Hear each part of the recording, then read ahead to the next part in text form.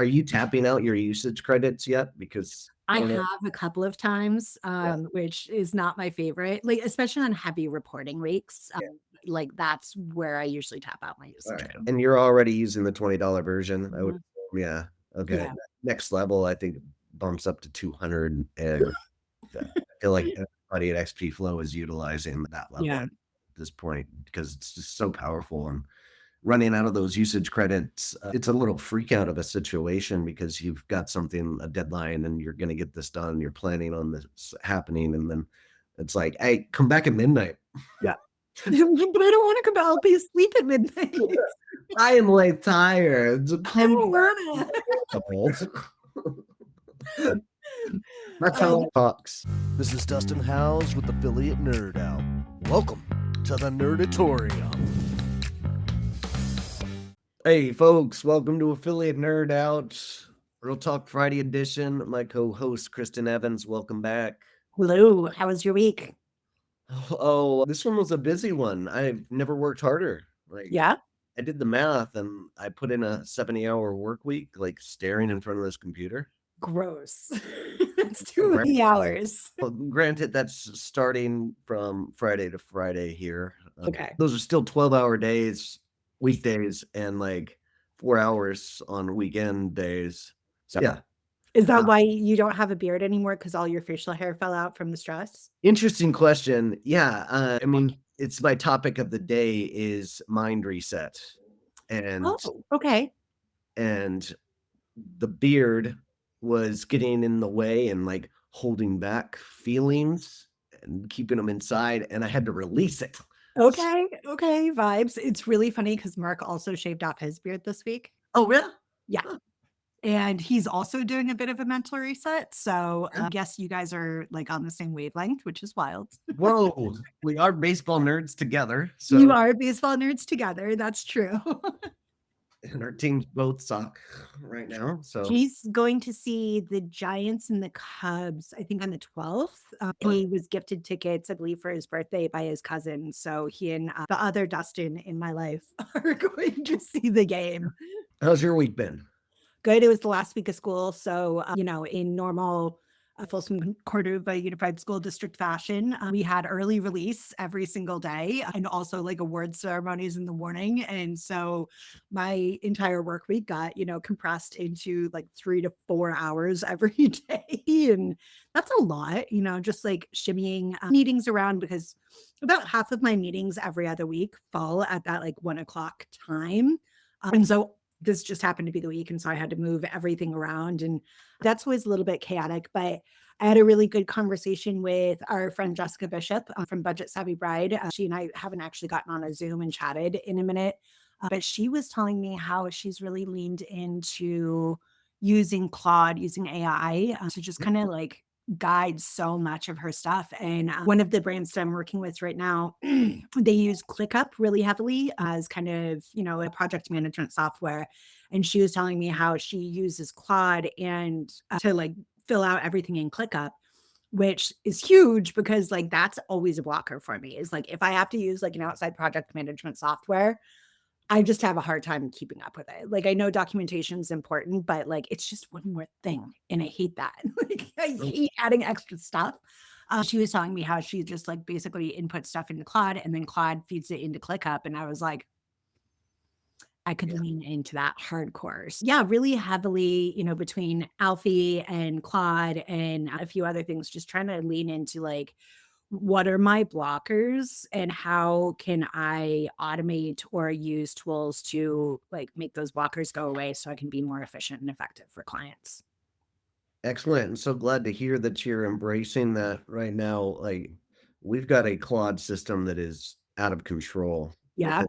within XP Flow and Alfie. And yeah, I mean, that's where I'm spending most of my time is building these processes, asking it what to do, and it helping me build a plan and then executing that plan. And it's connected to my CRM, multiple like outsourcing like hunter.io and Clay and Bright Data, pulling in information. So if I need a list of target prospects to be going to, I let it do the work and it gets to work. And I it's love it.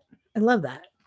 Yeah, and that was big part of my work week is why I was so efficient. Like I've created like 9 different decks because I have 9 different ICPs. I need these decks created for each one and to be templatized and ready to go to send out and change it out. I'm still going to have to do work, obviously, but and put some beautification into it, but it does incredible work to get me, 75% of the way there. Yeah. I mean, I've been up to this point, like really, really up till like this week, I've been primarily using Claude for just to help me with reporting. Like I have one client that they just recently combined like their consumer side with their B2B side into one domain. And we're commissioning with that client, we're commissioning, the consumer side products at a different level than we're commissioning the B2B side products and like based on customer status as well. So like it's so complicated. There's so much and everything is based, all of the reporting to determine that is based off SKUs and OIDs and like all of that. So I've just been pulling reports and being like, Claude, I need you to separate, like, here's the SKU list for the products on the B2B side. I need you to separate, the orders that contain those SKUs. And then I also need you to determine whether it's a new versus existing customer based on this information. And then I need you to separate it all out in like new versus existing, B2B versus consumer versus the combined transactions and all of that. And that kind of reporting normally would take me like absolutely hours because I do it for a daily, weekly, and monthly update. And now I'm just like, here's all the information, make shit work. And it helps so much. And so up until this point, like that's how I've been primarily using it because I'm also not a spreadsheet girly. But leaning into kind of like the workflows and like all of those pieces, like I even this morning was like, here are the things that I need to do to set up like a summer routine. Like I still need to work a lot, but I also like since I'm not walking to and from school every day, missing out on my normal exercise routine, right? So like build me a schedule so that I can like stick to it, work within time blocks, still get time with my kid, like all of those pieces. And it kind of built a habit tracker for me, which I really just based on my own stuff. Great. Yeah. Putting for you too. That's awesome. Yeah. I'm just kind of trying to figure that out and like leaning into like, okay, like, yeah, make my decisions for me a little bit. Well, we've got to make enough decisions in life. Mm. Business is a little easier. Are you tapping out your usage credits yet? Because I I don't know. have a couple of times, Yeah, which is not my favorite, like, especially on heavy reporting weeks. yeah. Like that's where I usually tap out my All usage right. credit. And you're already using the $20 version, I would Mhm. assume. Yeah. Okay. Yeah. Next level, I think bumps up to 200. And I feel like everybody at XP Flow is utilizing that level Yeah. at this point because it's just so powerful. And running out of those usage credits, it's a little freak out of a situation because you've got something, a deadline, and you're going to get this done. You're planning on this happening. And then it's like, hey, come back at midnight. Yeah. But I don't want to come back. I'll be asleep at midnight. I am like tired. I Come don't back. wanna. That's I how it talks. I literally could not tell you the last time that I was up at midnight, honestly. I mean, I feel like there's been like one time in the past year where insomnia hit and I was up, but like Sure. no, I'm a solid like 10:30 girly. I mean, I'm all over the place when I get into a stress mode of like, oh, I've got this report due tomorrow. Like, I don't sleep. I'll go to sleep at 10 o'clock and then wake up at 1 and be like wide awake and then get to work for 4 or 5 hours and knock it out. But it's really quiet hours. I don't mind when my Yeah. brain does that to me. And then I go back to sleep at 5, 6 o'clock for a couple of hours and be fine. But those are tough nights sometimes, but totally super productive. I have a problem where like usually if I wake up, there's no getting back to sleep, and I used to like for years and years and years, really up until like the last like year or two, I would wake up in the middle of the night and I'd be awake for 3 or 4 hours. And like the amount of anxiety it created in me because I couldn't get back to sleep. And then my mind would just, do the things that my mind does. But I started adding like magnesium into my nighttime routine. I think at the behest of you and Nick. And then like also just Like I start winding things down a lot earlier. Like yes, I watch TV before bed, but now I'm also like reading.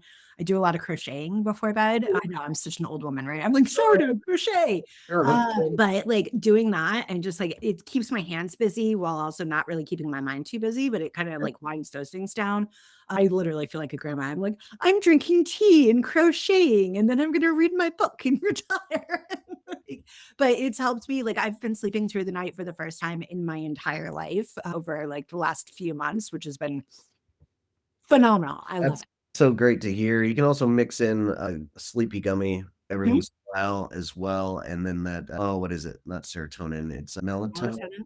Yeah. But Yeah, I don't love melatonin because it messes with your circadian rhythm. yeah, And I also get like super lucid dreams on it that are just I know. no, thank you. Love me some dreams. Uh, all right, I've got to get back to it. Like you're going through transition of changing mindset with Claude. I've got to get into this space where I become more of a killer than I ever was in terms of like my sales numbers need to go up kind Mhm. of thing. And I've got to switch my mindset. I've always been a soft sell kind of person. And coming from a helpful place always is paramount to me. And switching that mind frame into like, you know what, you need this tool because it is the best. And that's what I'm doing with Alfie. And I'm having a struggle with that. And part of that is, coming off with the beard. You ever have to go through that kind of transition with yourself of becoming somebody that you aren't necessarily naturally? Yeah, yes. I mean, yes, pretty consistently. I've had to do a lot of pushback with clients this year. And that's like normally I'm like people pleaser A plus, like I'm like, okay, whatever's gonna make you happy. And so I've had to learn how to be a little bit more of a bear to protect myself, also protect my people.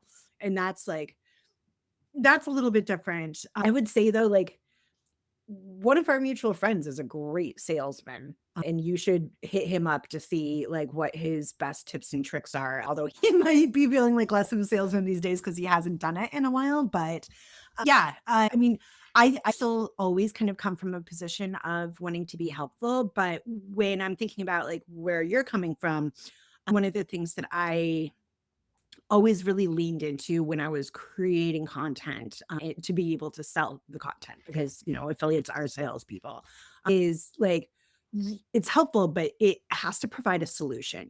Even if like they don't think that they have the problem, you have to make them think that they have the problem and that what you're offering is the solution.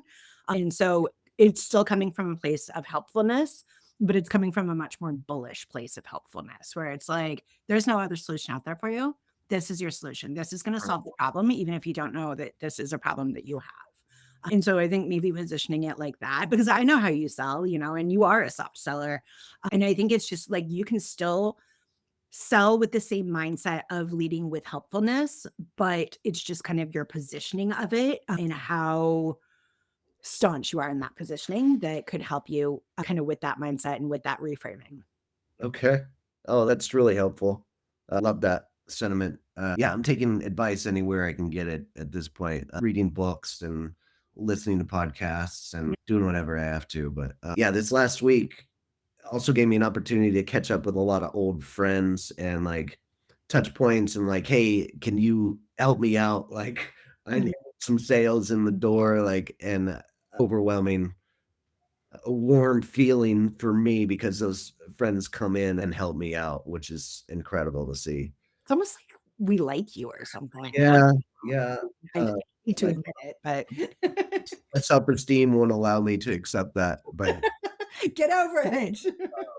a quick call of the week, tough call, but like my buddy Sean Hall always loved to talk to him. He's got this product Click Go, which Impact shook up CJ, Everflow shook up Impact. I think Click Go is going to shake up what Everflow and Impact are doing right now. Oh, wild. Okay. Much cheaper. I've been saying this about inflection, but it's kind of a different Mhm. marketplace, but a big opportunity with them. And you should go check out a demo if you have time. Of course. Yeah, I think my call of the week was, I mean, Jessica, I know it's not a new call, but like And whenever I get a chance to like block out an hour to talk to a friend about just both friend stuff and business stuff, and like it's just reconnecting. I mean, she's been my business bestie for God, like more than a decade at this Yeah. point, and we see each other maybe once every 2 years, which Yeah. is insane. I hate it. The stuff that she's been working on over at Budget Savvy Bride to kind of, I mean, she's doing a reset too. Like, my God, if you want to get somebody on to talk about a reset, like what she's doing is huge. And so just kind of learning about what she's doing. And then I'm working with the luggage brand right now who is based in Vegas, and she has a media trip to Vegas next week. And so I got the brand to agree to drop off a piece of luggage for her at the hotel because she lives in Mexico. Like, we don't want to ship to Mexico, right? And so that was one of those opportunities where I was like, ooh, serendipity, it's perfect. And that was really cool. But yeah, just the stuff that she's working on. Obviously, like she's the one who told me about like the Claude and ClickUp Yeah. flows, and she's leaning heavy into AI right now, as far as being able to manage her workflows and all of those pieces. And it's just like, that's really cool. Like, she's doing such cool things. And I feel like there's a lot of content creators that kind of lean away from using AI because they're like, oh, I don't want it to seem like inauthentic, like my content. She's Sure. not using it for content. She's using it for workflows. Sure. And that's so smart. Yeah, it's the future. It There sure it is. is. Awesome. All right, that's our time. Thanks for joining us. Go check out Alfie, please. Give it a free Seriously, check it out. It's trial. awesome. Kristen's been giving it a roll and giving us great feedback. We need that feedback. Get in there while you can, while the price is still low. All right, folks, take care, and we'll see you out there. Listening to Affiliate Nerd Out.